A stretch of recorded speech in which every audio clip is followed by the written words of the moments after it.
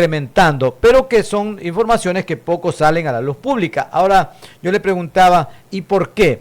Él me decía, no sé si tenga razón aquello, que anteriormente, antes que iniciara esta intervención del gobierno en las cárceles, había un consumo sin control prácticamente excesivo de sustancias prohibidas. ¿Y qué es lo que hace esa sustancia prohibida?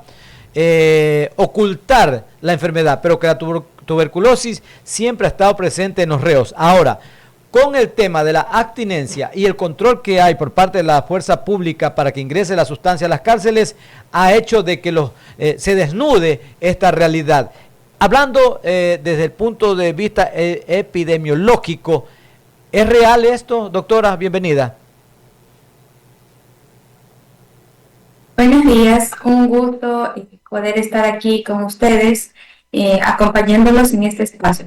Bien, como usted mencionaba, evidentemente los casos de tuberculosis, cuando hablamos sobre los factores de riesgo, sobre todo en aquellos grupos que vienen siendo vulnerables, como son las personas privadas de libertad, el propio hacinamiento es un factor predisponente para que aparezca la enfermedad. Conocemos que durante los últimos años la enfermedad ha empezado a incrementar, sobre todo en estos grupos que están hacinados, y realmente se debe a esto. Este brote nosotros lo venimos observando desde el 2019, donde empezó a aumentar la cantidad de pacientes con diagnóstico de tuberculosis. En esta pregunta que usted hace sobre si realmente hay una relación entre el consumo de drogas o la abstinencia en este caso, y que aparezcan más casos de tuberculosis, realmente no es así. Incluso la evidencia científica siempre va a nombrar como que aquellos pacientes, aquellas personas que consumen drogas de cualquier tipo, siempre van a tener un riesgo de presentar la enfermedad de tuberculosis. Lo que pudiera estar pasando realmente, como usted mencionaba, puede deberse al hacinamiento, puede deberse a que como se evita en estos momentos que las personas consuman o no hay ese consumo de drogas dentro de las cárceles, realmente empiecen a presentar o las personas ya empiecen a sentir, ¿verdad?, los efectos propios de la tuberculosis, porque ya no están bajo el efecto de drogas, y que se manifieste ya como tal la preocupación en ellos del sentir la enfermedad. Sin embargo, no hay algo científico que mencione que guarde una relación el consumir drogas con la disminución de poseer la enfermedad. Es todo lo contrario. O sea que esta teoría no es 100% real. Podría decirse que sí pueden darse casos, pero que no es no es un marco que abarca la generalidad de las personas que están detenidas. No, realmente, o sea, el hecho de estar en un sitio, ¿verdad?, donde hay más personas, en un sitio donde hay mucho hacinamiento como son las cárceles, siempre va a existir el riesgo. Realmente es un factor que predispone a la tuberculosis. Donde haya una persona, donde exista una persona con tuberculosis, con diagnóstico de tuberculosis que puede ser sintomática o asintomática en algunos casos, y que la variabilidad del cuadro clínico puede cambiar mucho, y por eso a veces suele ser un reto el hecho del diagnóstico, y al tener también este componente del hacinamiento dificulta muchísimo en primera instancia hacer los ecos epidemiológicos de manera adecuada, y la sobrepoblación carcelaria va a predisponer a que existan mayor número de pacientes con tuberculosis. Y como le decía, realmente el consumo de drogas incrementa el riesgo de padecer tuberculosis en aquellas personas que cumplen con estas condiciones de hacinamiento y de la exposición, sobre todo al patógeno, de manera continua. Doctora, qué gusto. Iniciando con las cosas iniciales, muchas personas no entienden qué es la tuberculosis, muchas personas desmerecen la peligrosidad de esta enfermedad, y ahí quiero hacerle mi pregunta: ¿qué es y cómo se contagia? Y además, no solamente es un tema que puede afectar a las personas que están privadas de libertad, sino también al personal de seguridad, a la Policía Nacional, a todos, porque no mira uniformes ni condiciones sociales. Así es. Bien, bueno, la tuberculosis realmente es una enfermedad infecciosa producida por una bacteria que se llama Mycobacterium tuberculosis, que bueno, de ahí proviene el nombre.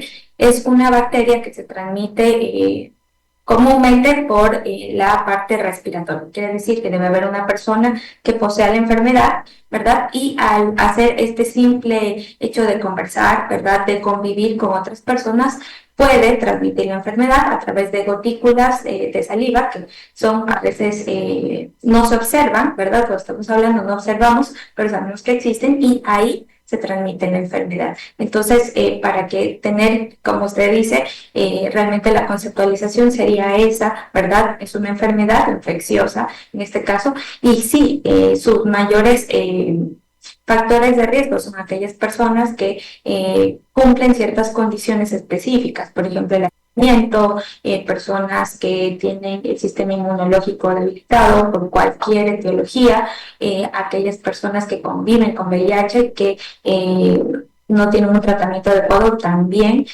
son un factor o son predisponentes a padecer la enfermedad. Realmente no solo la tuberculosis, tenemos que tener en cuenta también que no solo va a afectar a la parte pulmonar, también tenemos tuberculosis ganglionar, tuberculosis abdominal, tuberculosis en huesos, tuberculosis en articulaciones, etcétera.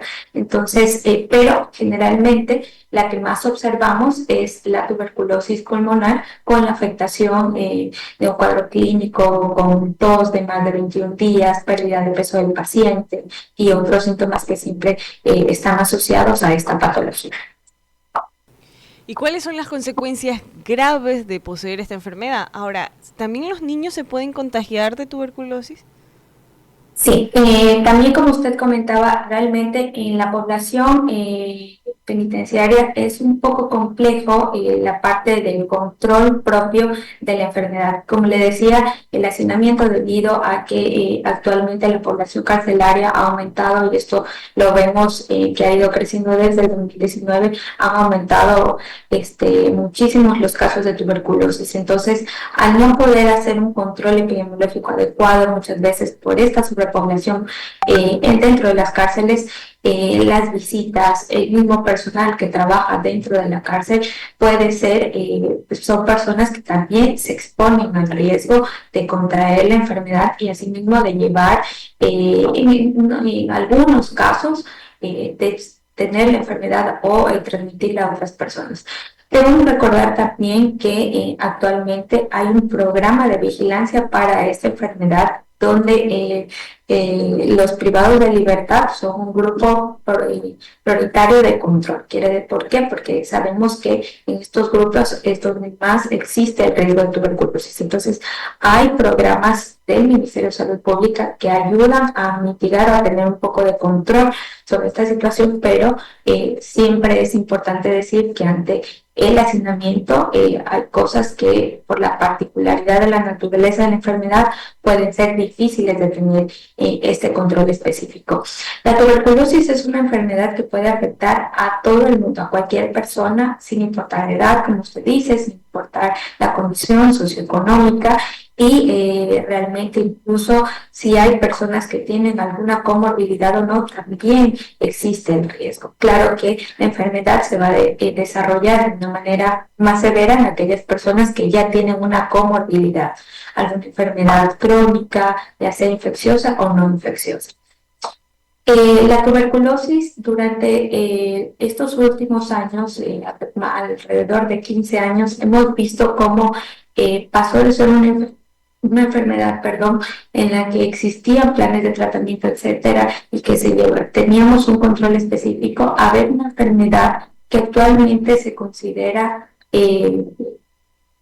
bastante mortal por el riesgo de la resistencia a los medicamentos que son para la tuberculosis. Muchas veces el paciente deja de tomar el medicamento, no toma el medicamento con la frecuencia que debe, cambia las dosis de los medicamentos y es por esto que empezamos a ver esa resistencia en esta bacteria y con lo que conlleva el paciente, que es la dificultad para que un tratamiento sea efectivo en él. Entonces, realmente sí, ahora todavía vemos una alta mortalidad en pacientes que tienen tuberculosis, pero que siempre van a estar asociados a la resistencia bacteriana. Doctora Estefanía Santana, un gusto. Roberto Reyes le saluda. Y qué interesante tema, ¿no? Sobre la tuberculosis. Usted decía casos sintomáticos y asintomáticos. ¿Cuáles son los más complejos y cuáles son y cómo es el tratamiento o es igual todos?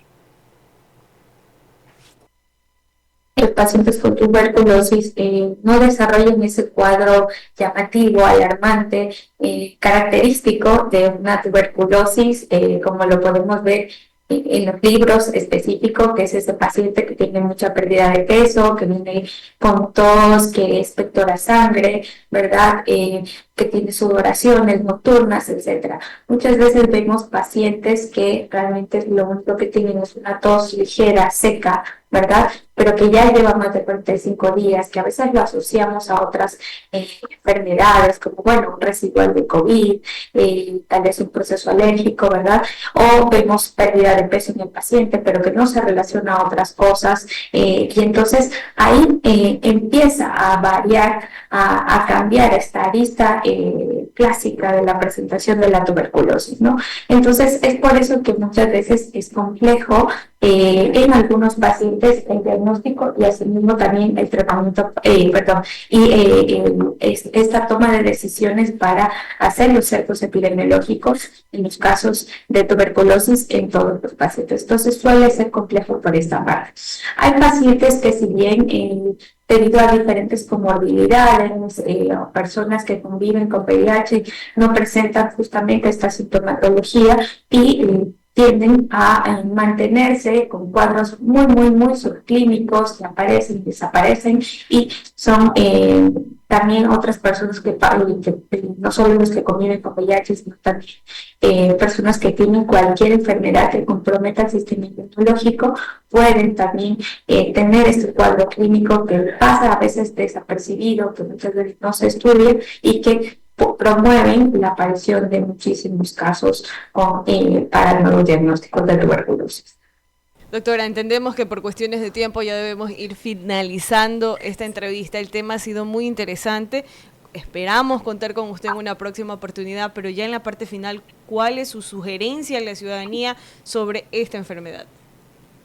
Bien, la tuberculosis es una enfermedad que siempre ha existido, es una enfermedad que tenemos o que existe un control por el Ministerio de Salud Pública. Como recomendaciones a la población como tal, la permanencia del programa.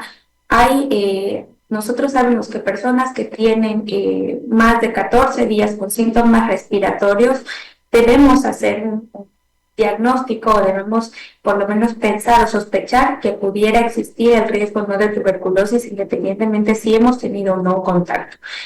Siempre se debe estudiar un cuadro de tos de más de 14, más de 21 días con pérdida de peso, siempre se debe estudiar, independientemente no si hemos tenido, como os decía, este contacto, minorizar o evitar un poco el contacto con personas que estén expuestas o que tengan esta enfermedad hasta que inicien tratamiento. Y bueno, lo vital, si tenemos síntomas respiratorios, si tenemos personas, familiares con síntomas respiratorios, siempre usar mascarilla sería lo fundamental para evitar la transmisión de la enfermedad y sobre todo el lavado de manos también.